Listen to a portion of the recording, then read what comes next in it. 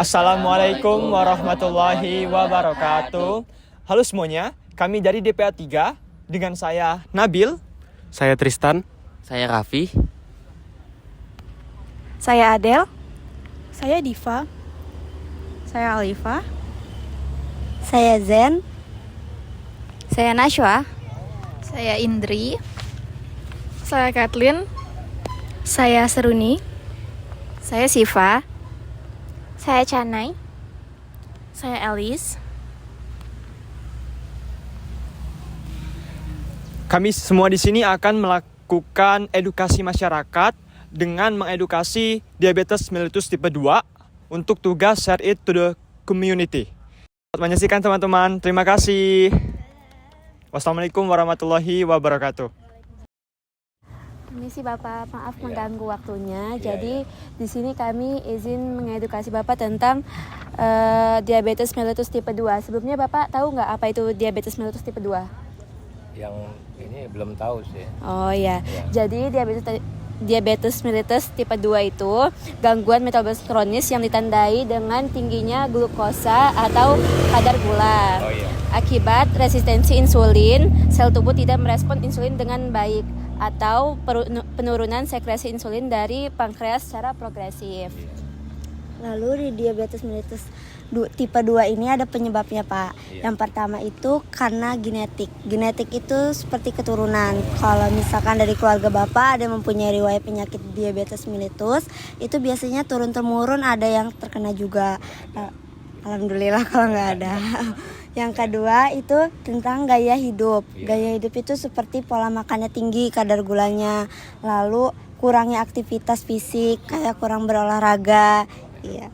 Lalu yang ketiga itu ada faktor medis. Faktor medis itu seperti kolesterol atau hipertensi.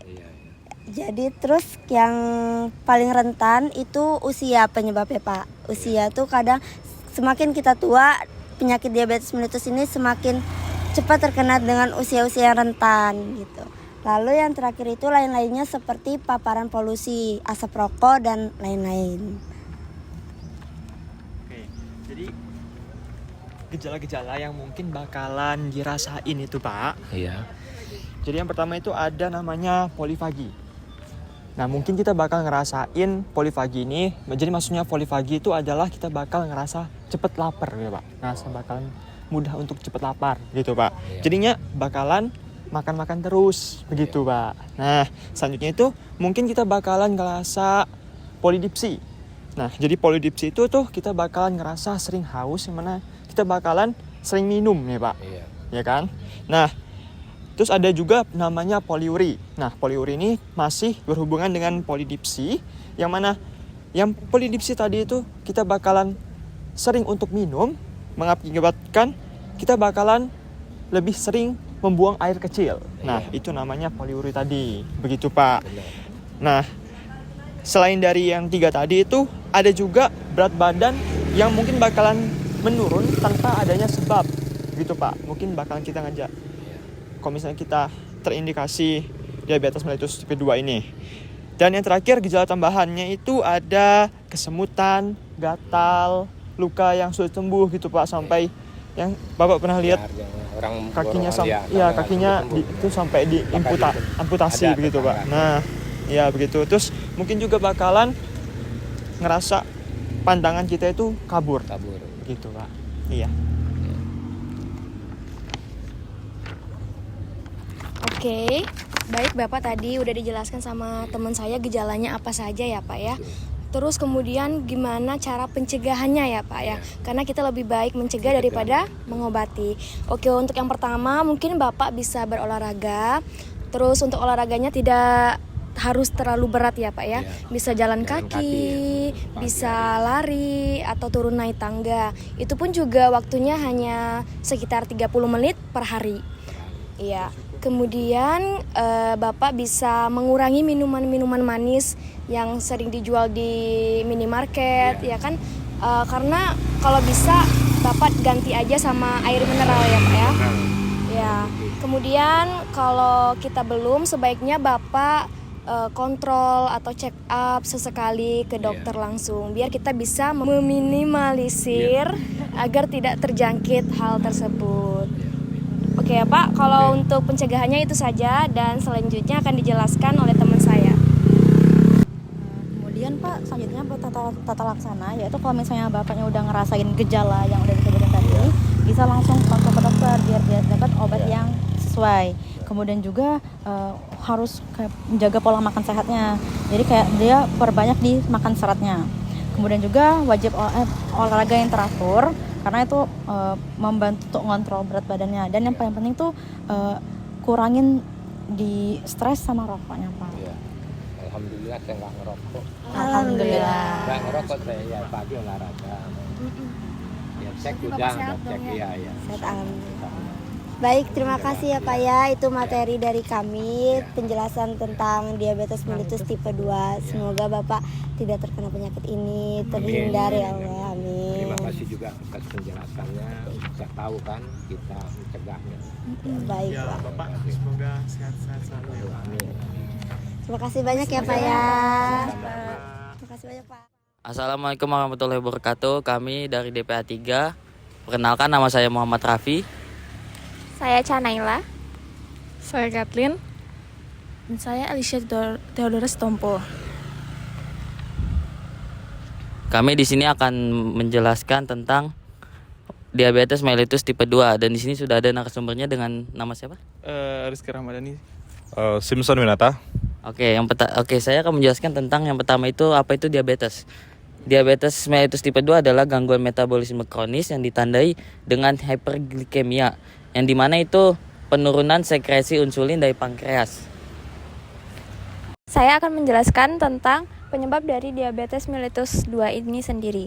Yang pertama itu ada faktor genetik. Genetik itu merupakan faktor yang emang sudah riwayat keluarganya sudah memiliki diabetes ini sendiri. Lalu ada gaya hidup, yaitu pola makan yang tinggi kalori dan kurangnya aktivitas fisik.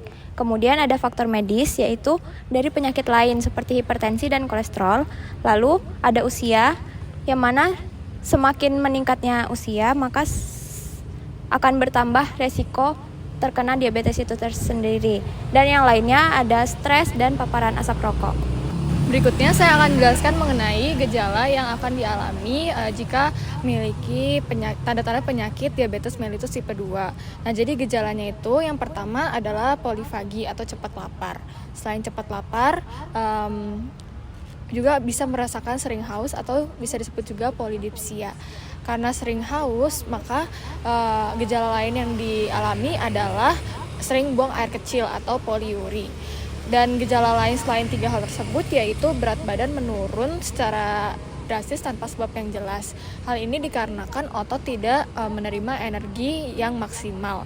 Lalu ada gejala tambahan lainnya juga seperti kesemutan, gatal, luka sulit sembuh, dan juga pandangan kabur. Oke, saya akan menjelaskan tentang cara pencegahan. Yang pertama, menjaga berat badan ideal. Dan yang kedua, diet sehat seimbang. Lalu selanjutnya aktivitas fisik minimal 30 hari seperti lari atau renang. Terus yang terakhir, kontrol tekanan darah dan kolesterol. Itu saja.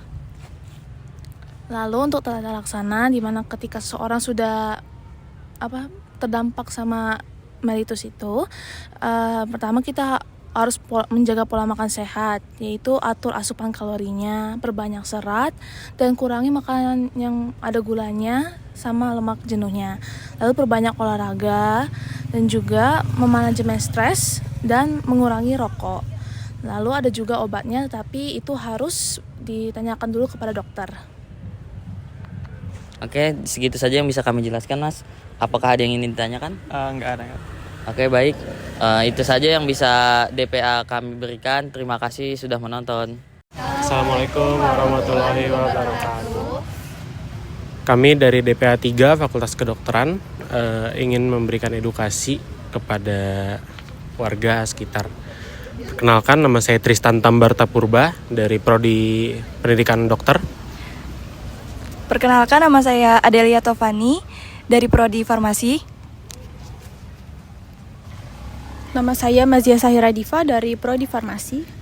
Nama saya Indri Nurlitasari dari Prodi Farmasi. Dan saya Nashwa dari Prodi Kedokteran. Boleh perkenalan Mas? Nama saya Bagus Vinus Netria. Nama saya Randy Parianto. Sebelumnya Mas udah tahu apa itu diabetes mellitus tipe 2 Mas? Belum tahu Mas. Belum tahu. Oke. Diabetes mellitus tipe 2 itu adalah gangguan metabolisme kronis yang ditandai dengan gula darah yang tinggi akibat resistensi insulin. Jadi hormon penghasil insulinnya ini sudah tidak bekerja dengan baik lagi. Gitu Mas.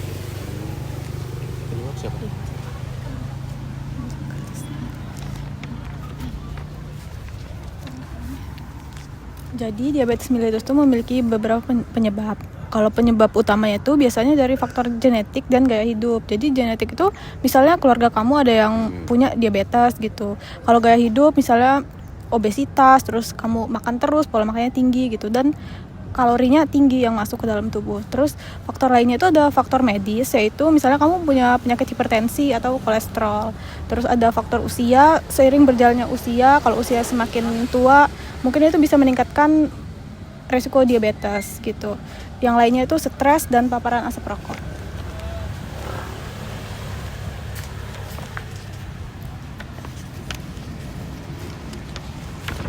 Nah, diabetes ini ada beberapa gejalanya ya.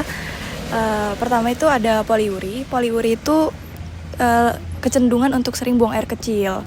Jadi kalau gejalanya tuh sering buang air kecil gitu. Terus ada polidipsia. Polidipsia itu dia sering haus. Terus ada polifagi. Polifagi itu rasa lapar, terus dia cepat lapar. Terus juga berat badan itu menurun tanpa sebab. Terus gejala tambahannya dia mudah kesemutan, gatal-gatal. Terus kalau punya luka itu sulit sembuh, jadi sering luka basah gitu. Terus pandangannya kabur. Nah, diabetes ini bisa kita cegah, Mas. Yang pertama itu kita dengan menjaga berat badan tubuh kita. Nah, kalau masih bingung berat badan ideal kita tuh berapa, itu bisa kita cek dengan menghitung IMT, indeks massa tubuh kita. Nah, terus tuh kalau dengan bisa kita melakukan diet yang seimbang. Terus tuh melakukan aktivitas fisik minimal 30 menit per hari. Itu bisa kayak jogging di sekitar rumah, terus jalan sebentar. Nah, terus tuh kita bisa dengan mengontrol tekanan darah atau kolesterol kita, dan selalu sering memeriksa gula darah rutin bagi kelompok yang beresiko, seperti kalau orang tua yang udah umur 50 tahun ke atas, yang lansia itu. Kemudian saya menjelaskan terkait tata laksana yang dapat dilakukan jika seorang udah terkena diabetes ini. Pertama tuh bisa kayak di pertama tadi di pencegahan gitu. Jadi kalau udah kena juga tetap harus punya pola makan yang sehat, ngelakuin diet, olahraga biar tubuhnya bisa mengolah si gula darah itu. Kemudian yang bisa dilakukan adalah minum obat yang telah diresepkan oleh dokter, dan obatnya itu benar wajib diresepkan oleh dokter, nggak bisa yang asal konsumsi gitu. Oke. Sekian dari kami akhiri. Wassalamualaikum warahmatullahi wabarakatuh. Makasih ya Mas. Terima kasih Mas.